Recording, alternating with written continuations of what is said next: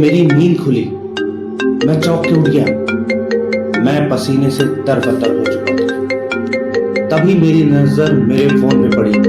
उसमें agent we का 5 miss call आ चुका था और शायद 6ठा कॉल आ रहा था। मैंने वो कॉल उठाया। एजेंट वी ने मुझे बताया कि रामगढ़ के किले पे किसी चुड़ैल ने अपना कब्जा जमा लिया। मैं समझ गया। मैं अगली सुबह उठा, अपनी स्कूटी ली और रामगढ़ के किले की तरफ निकल चुका। मैंने वहां देखा चारों तरफ राख ही राख फैली हुई थी। सामने खूबसूरत समंदर, लेकिन ना एक जीव ना एक पक्षी। मेरी नजर उस हवेली पे पड़ी, बेहद खूबसूरत। मैंने चारों तरफ नजर घुमाई पर वहां कोई नहीं दिखा। मैंने एजेंट वी को फोन लगाया। मैंने पूछा आगे क्या करना है। उन्होंने बोला मैं कल की फ्लाइट से लैंड कर रहा हूं, फिर देखते हैं क्या करना है। मैंने उनका इंतजार किया और अगले दिन रात के अंधेरे में हम उस हवेली के अंदर घुस गए।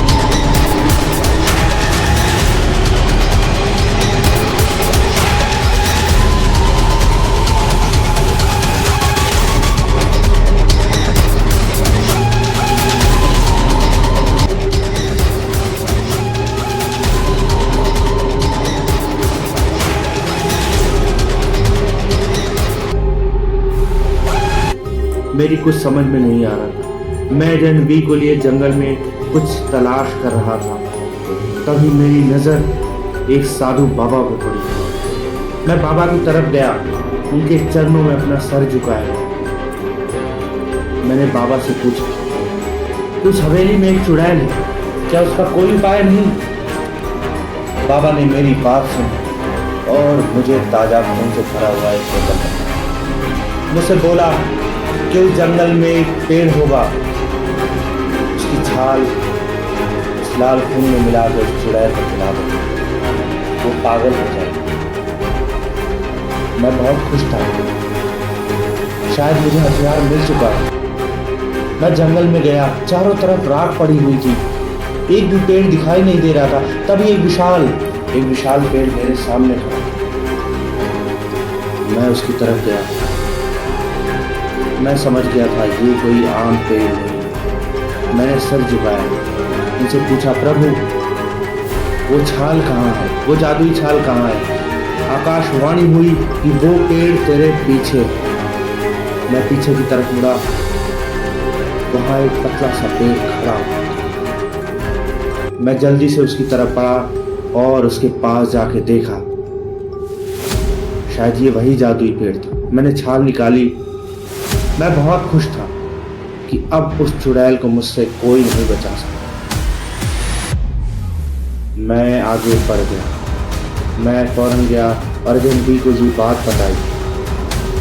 मैं एजेंट बी को लेके उस हवेली में घुस गया और उस चुड़ैल को ललकारने लगा। तभी चुड़ैल ने अपनी मुंडी बाहर निकाली। वो मेरी तरफ झपटना चाहती थी, मुझे खा जाना चाहती थी। वो मेरी तरफ बढ़ी और मेरी गर्दन उसके हाथ में। मेरी कुछ समझ में नहीं आ रहा था। मैं डर के मारे पसीने से तरबतर हो चुका था। तभी मैंने अपनी बोतल उसके सामने कर दी।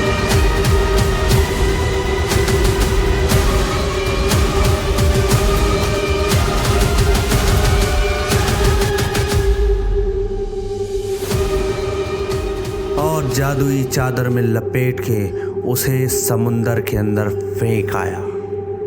ऐसे हुआ एजेंट बी पार्ट 4 सक्सेसफुल।